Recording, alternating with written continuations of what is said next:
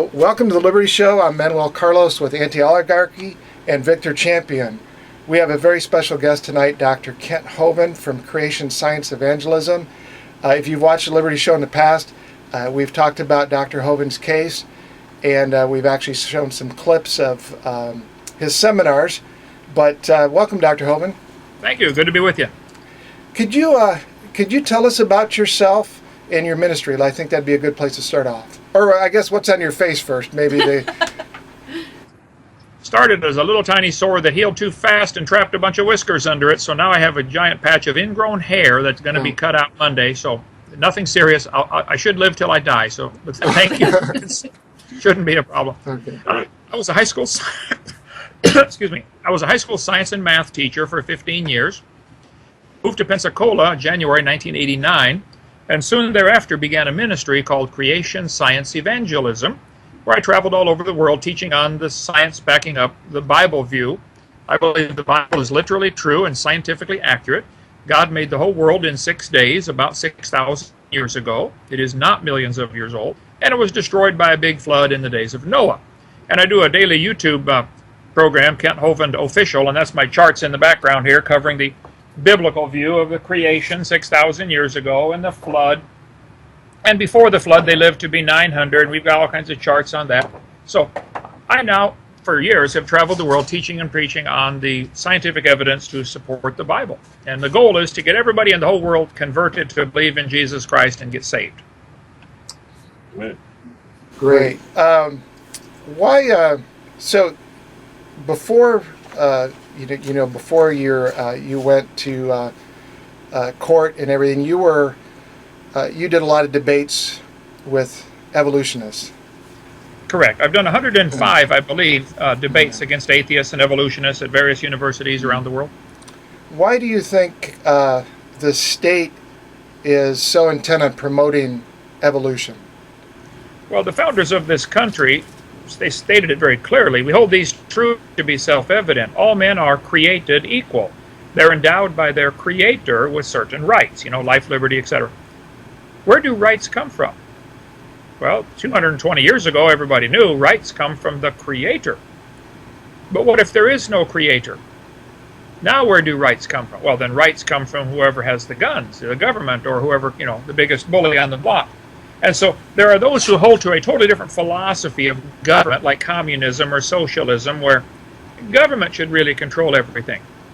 And so they can't afford to have people believing they have rights that come from the creator. For heaven's sake, that would upset the apple cart. So, no, they have to have a system where people believe that there is no creator. So I think evolution is foundation philosophy for a lot of people's political agenda, New World Order, etc. Okay. Let me shut AC off while you ask the next question. Oh, sure.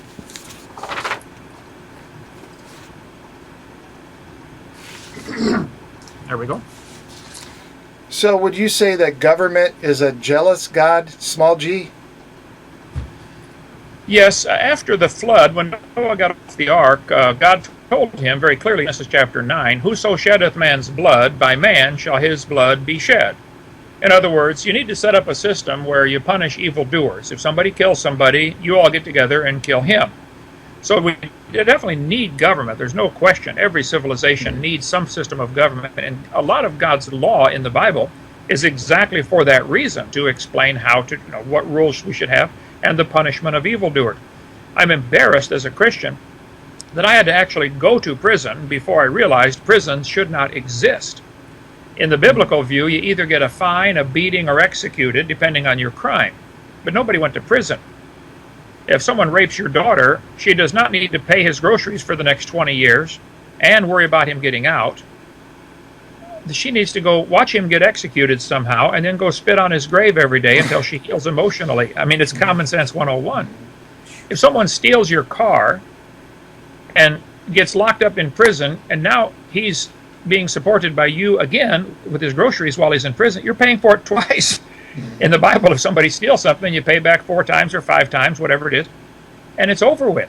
So the prison system should not exist at all. It's a giant money-making racket because we're not following God's clear laws on how crime ought to be punished and how laws ought to be put into effect and regulations ought to be made. There's no question. But we should have government. Yes, the government has quickly grown into an all-encompassing monster that wants to control everything and wants you to pay for them to control you. So I'm a little more toward the libertarian stripe than others, but Yeah. I think everybody should obey the law. Everybody, including the government, especially the government. Okay? Sure. Yeah, we in the Libertarian Party, our main principle is the non-aggression principle, and the government is designed to protect us from other people, not necessarily from ourselves. They shouldn't try to control what we do personally. Now, we don't have to agree with what people do personally, but as long as they're not harming another person, and it seems that government has really stepped over that boundary, and probably because there's money in it. Well, there are two kinds of wars. Wars of aggression, where you go to steal somebody else's stuff, and wars of defense, where you defend yourself from them coming to steal your stuff. And wars of defense, self-defense is justifiable in almost every case, whereas wars of aggression is not justifiable. So it should step in, and we need to have laws. If someone comes onto your property to steal your stuff, that needs to be punished. But otherwise, you should be left alone. Okay. Can you tell us about your case? So you were preaching, you were traveling around the country, you were debating people, and then what happened one day? Maybe you can tell us about that. The IRS, the government can always get the IRS to get anybody for something, They have enough contradictory laws now, they can lock up a ham sandwich. There's a book out called 3 Felonies a Day that says every single American commits 3 felonies a day for which they could go to prison. And it's true. I mean, communist Russia, they've done that for decades, You pass contradictory laws, you have to drive on the right side of the street, and the next law says you have to drive on the left side of the street. So they'll lock you up for one or the other, whichever one they have. They use it as a hammer to bang their political opponents. So IRS investigated our ministry, Creation Science Evangelism, CSE, for 10 years, couldn't find anything wrong. So they came with a SWAT team here and arrested my wife and I for structuring. I had never heard of that. I said, they came in with a SWAT team. I was reading my Bible, getting ready for staff devotion. She was still sleeping because she got to bed at 3 in the morning before. And they took her out of bed, wouldn't let her get dressed, put a robe on her, go to the bathroom, took her down to the federal courthouse in handcuffs in her nightgown, and took me down there. And I said, what are we being arrested for? You're charged with structuring. I said, what is that? You took your money out of the bank in amounts less than $10,000. Yeah, that's a crime, and you're going to prison for it. What had happened, in 1998 and 99, we bought up several older houses in the neighborhood to maybe expand the ministry someday, but we thought we would remodel them to make them usable for staff to live in the meantime, okay? So we had about 6 of these older houses that we built 50 years ago, and we had a lot of college students coming to work for us part-time whenever they had free time between classes. So it was just much easier to deal in cash. We would go down, my wife would go down about every 12 days and get $9,500 out of the bank if we had it. The pastor had told us, try to keep your withdrawals under $10,000. Okay. So she would keep cash on hand, and the student would show up and say, hey, Kent, I've got 2 hours. What do you need? Here's $100. Go buy shingles. Take the truck and go buy shingles for this house, or go buy whatever, So everybody's happy. 2002, we stopped doing that and got a couple credit cards. But for about 3 years, we used cash to accomplish these projects of all this stuff, over $400,000 over that 3-year period. 2002, we stopped and got credit cards. 2006, they came and arrested both my wife and I for those withdrawals of our own ministry money out of our own bank account for ministry bills. No drugs ever involved, no nothing. I've never seen drugs, let alone taken. I've never tasted alcohol. I'm 62 years old, never tasted it, and won't, by the way. But so we were arrested for structuring. I said, you've got to be kidding. Oh, no, they were not kidding. They said, not only are you going to prison for 10 years, and I did, or served 9, and my wife went for a year for structuring. Not only do you go to prison, all that money that you withdrew 5 years ago, you owe to the government. I said, it's already been spent on church ministry property. It's not like hoarding in a mattress someplace, and even if we were, that's none of your business. What did we do? Well, you structured your funds, so you now owe that structured fund to us. You've got to be kidding. They were not kidding. And so the church trustee put in a motion right away saying, hey, excuse me, Judge, we want a hearing on this. because they wanted to seize the church property to pay for my structured funds. And the church trustees, they said, "What? Excuse me, this was never part of the trial. We want a hearing on this, or a trial. You can't seize our property for his bill. Why don't you go seize McDonald's, or they got more money, or Walmart? Why would you seize the church property for his bill?" That motion sat on the judge's desk for 7 months. Finally, she just simply ruled denied and granted the government's motion to seize the church property for my structured funds. So they came, changed the title on all these properties that we'd worked so hard on, and went down. One of the U.S. attorneys that put me in jail went down and seized the church bank account. A few weeks later, he flew to Detroit to have sex with a 5-year-old, got off the airplane with a bottle of Vaseline and a doll. Turned out it was a sting operation. He got arrested and put in jail, and he hung himself. Google John David Roy Atchison. He was the U.S. attorney, put me in jail. Google that. And he hung himself on my wife and I's anniversary, October 2007. He hung himself, which I feel bad for him. I'm sorry, but that's the kind of people that come after me. So I spent 9 years in prison for taking my own money out of my own bank to pay my own bills. And I'm still on probation today. Got 2.5, almost 3 years of probation left. For what? Yeah. Now I heard there was a farmer recently, I don't remember what state, but they accused him of structuring. They seized his funds. And I've heard some other people, restaurant owners, but I haven't heard of anybody going to jail like you have. Do you think that politically, were you a political prisoner? Oh, I was certainly a political prisoner, no question. I did not break any laws at all. I was targeted politically, which is kind of standard practice 101 for communist governments to do to their people. And I think we're headed toward communism at a rapid rate. Certainly have adopted most of their philosophies, which is where my teaching on evolution and creation is a great threat to those people. Because if there's a creator, then he makes the rules, and you have rights that come from him. But if there is no creator, then your only right to breathe and live and exist comes from government. And if they decide there's too many of you and they want to eliminate some, that's fine. So this is a great philosophical war going on between is there a God or isn't there? And I'm very strongly on the yes, there's a God, and he's the boss, and he makes the rules, and you're going to be judged by those rules. I'm on that side very clearly. So there's no question my teaching is a great threat to these people. And that's just the way they're going to have to get used to it, because I'm not going to quit. They'll have to kill me to shut me up. And that's really the motivation. If they were just non-believers, why would they care whether you believe? But it's because of they want people to look to government as the one that gives the rights. Correct. Okay. Do you have any questions or anything you want to ask? I had a question there. I'm not as knowledgeable about the structuring as everybody else is here. So basically anybody that withdraws money from the bank, no matter who it is, if it's below $10,000, they could be arrested for this? Correct. It could be any amount? Well, they chose $9,500 for me. Several times we got over $10,000, and the bank filled out some form. See, this is a requirement that the bank has to fill out a form, not me. Okay.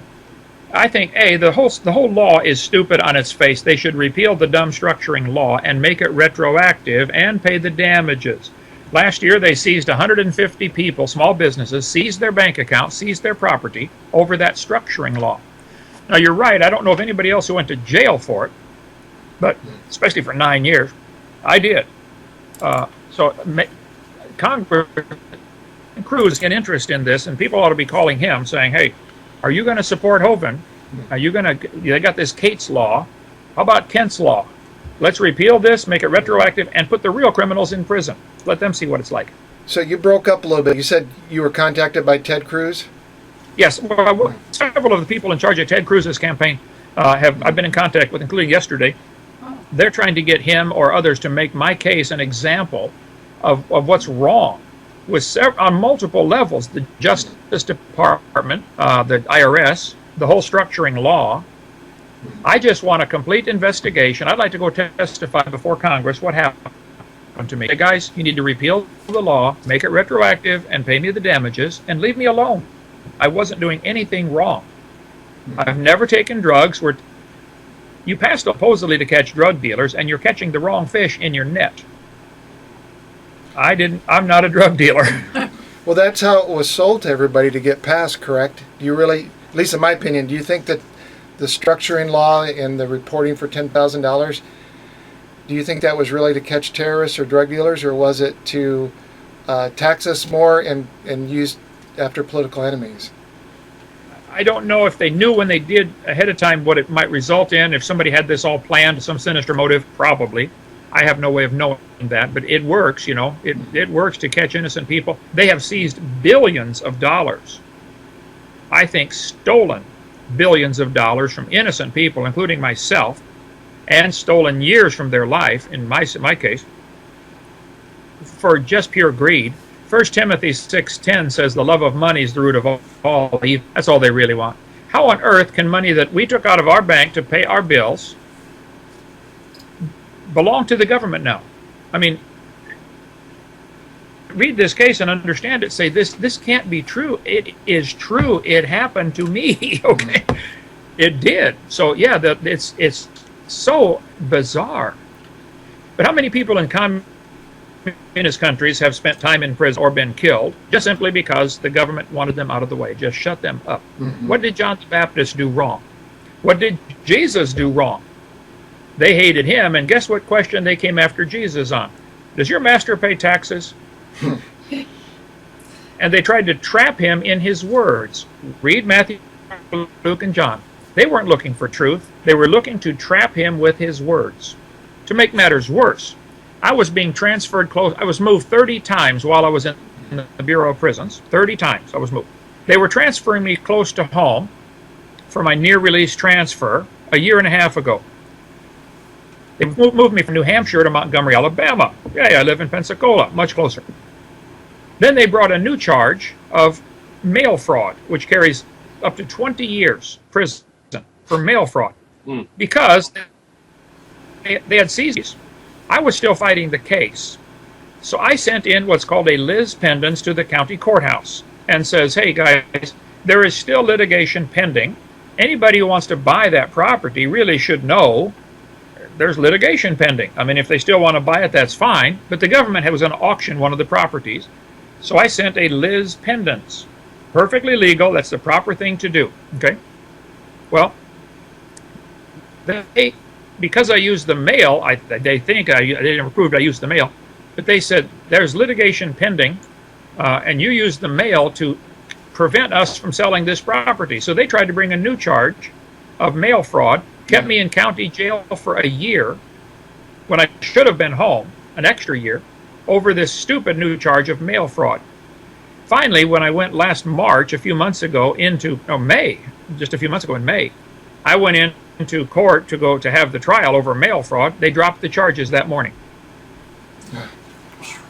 But Paul Hansen is still in county jail right now. Yesterday, Paul Hansen is the trustee of the church ministry. He was arrested also for this mail fraud, and they dropped that mail fraud charge. But him, they also charged with one other thing. He mailed a letter to an attorney about this case. Never mailed a letter, didn't obstruct anything. But they found him guilty and gave him 18 months in prison for mailing a letter to an attorney. It's extremely strange. There's a whole bunch of interviews with Paul on Lone Star 1776, the YouTube channel, Lone Star 1776. Everybody ought to be upset. And this is the time, especially political years, when they're running for president and stuff, everybody ought to be calling these guys. Ted Cruz, take an interest, we'll see, and say, look, would you do something? Congress has the power to impeach any judge or congressman or senator that does not rule with good behavior. See, they're given life appointments to be a judge during good behavior. Well, what if they don't have good behavior? Well, then we can impeach them. Oh, okay. They've only impeached 17 people since Congress started in 1789. So the judges know there is absolutely no danger of this happening to them. All I want is a complete unfair trial, a hearing. I want everybody brought in and be able to be questioned under oath. Did you get a jury trial? Yes, I took it to jury. When we got done with the jury trial, my attorney said, and my wife's attorney, that we spent a fortune for, they said, don't even give a defense. This is so obvious that you broke no laws the jury can see you're innocent. Because the law says you have to take out more than 10,000 in one day, but do it if you go in the morning and take out 9,000, go in the afternoon and take out 9,000. Now you have structured your transactions to avoid the reporting requirement. Okay. We made one withdrawal. 12 days later, made another withdrawal. One withdrawal, averaging 12 days apart. No connection whatsoever, other than we're building a lot of stuff and need the money for the building.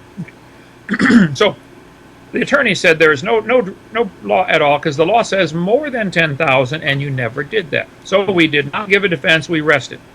After trial, the judge changed the jury instructions and told the jury, if you think the Hovens took out less than 10,000, you must find them guilty.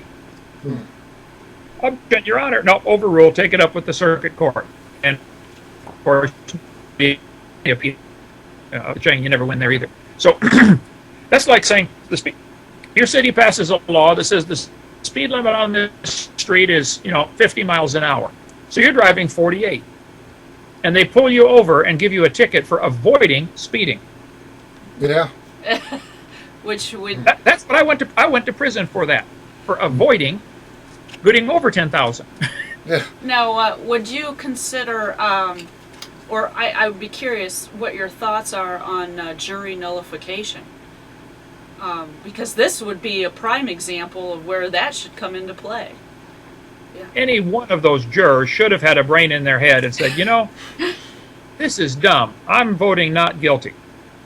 But they were so confused and baffled by the U.S. attorney, who later hung himself, and the other U.S. attorney whose husband is a pedophile. They were so baffled by all the attorney talk. Oh, yeah, he did take out less than 10,000. Yeah, he sure did. And then the judge changed the jury instructions to assure we're found guilty, and we were. Now I think in my second trial over mail fraud, I think one of the jurors did get it and said, "Wow, this isn't right," and he refused to vote guilty. Good. Yeah, but any juror, if I was called in to be a juror on any crime, I would look carefully and say, does this charging authority, whether it's the county, the state, or the feds, do they have really jurisdiction to do that? I've never taken drugs and never will, but on any drug case, I would vote guilty if the person didn't injure somebody. If they're caught with drugs in their own house, he's not breaking any law. I think he's stupid, going to ruin his health. Right. Now, he's going to drive and endanger me. Now we got a problem. Or if he wants to take drugs and get sick and wants me to pay for it, we got a problem. But if he wants to take drugs in his own house, leave him alone. Agreed. Well, I think one of the problems is that you have to use a bank to handle your money. I mean, is there a way that you could get away from any of this, as far as putting money in your own safe in your own home, or I don't know if they even make sense. They will be glad to come steal that too. If you're using Federal Reserve notes, which is not really money, and that's just, which is all part of the long-range plan, probably toward Revelation 13, the mark of the beast, and you simply can't buy or sell without their money. It's a difficult problem, and I don't know of a clear solution. It's just not practical for everybody to barter with silver or gold or swap things. But we have a giant, monstrous government involved in thousands of things they have no business being involved in, and we need to shut off the food supply. Yeah. Man.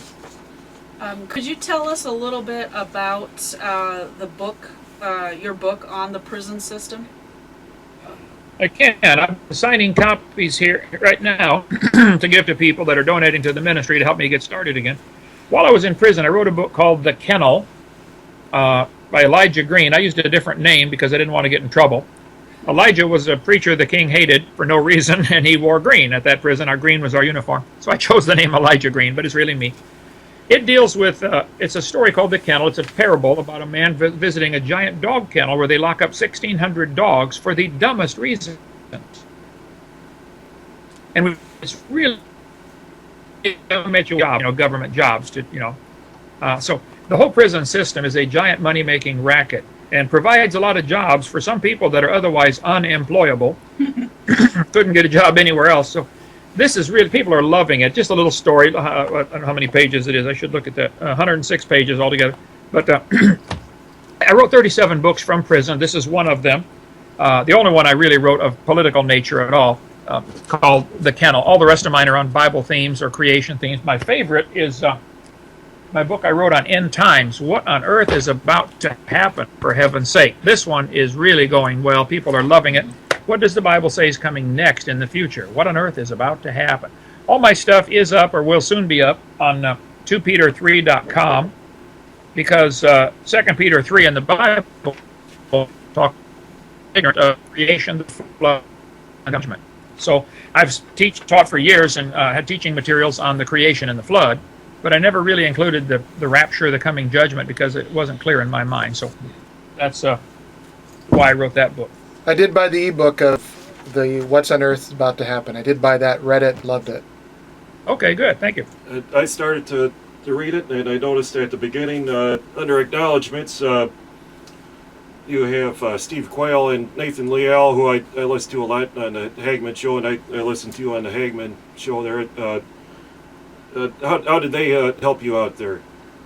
They actually helped the guy who, I was being moved all over the country. I don't think I've ever met either one of them, but the guy who was actually, I was sending emails to of my sections of my book, and he was together.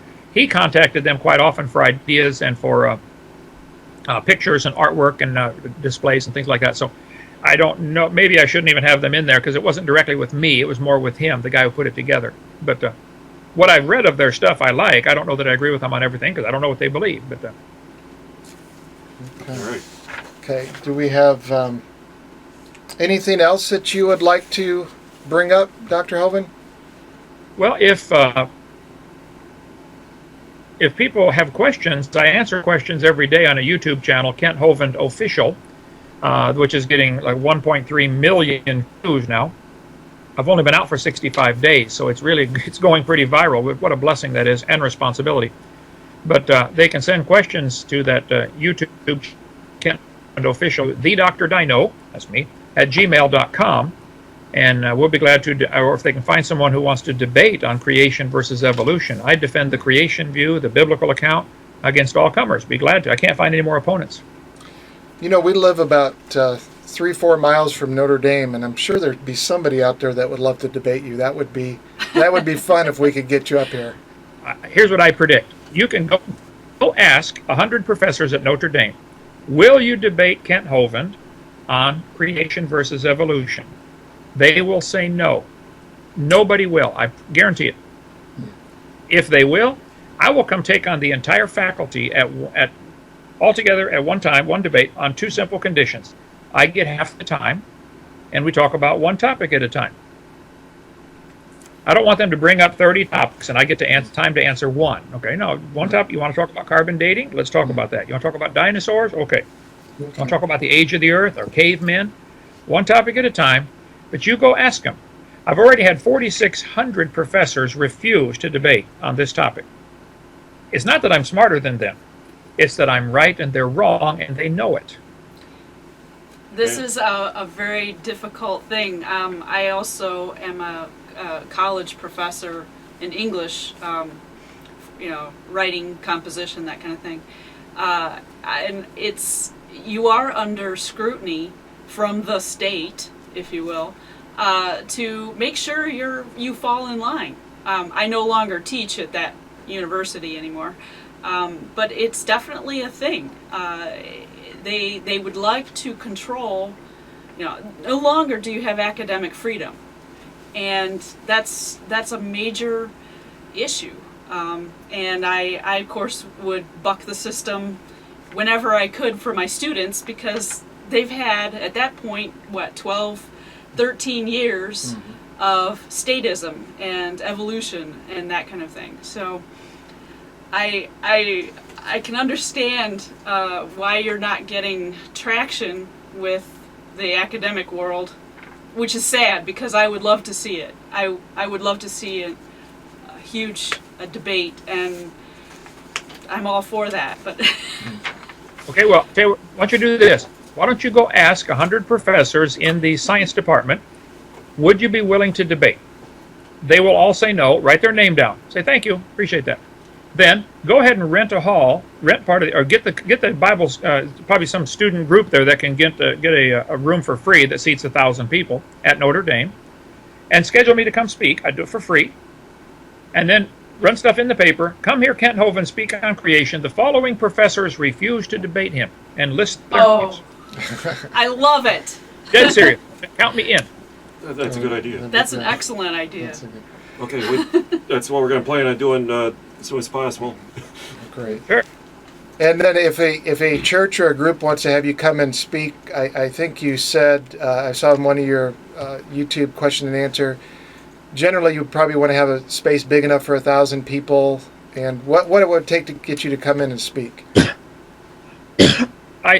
Before I went to prison, I was speaking 900 times a year.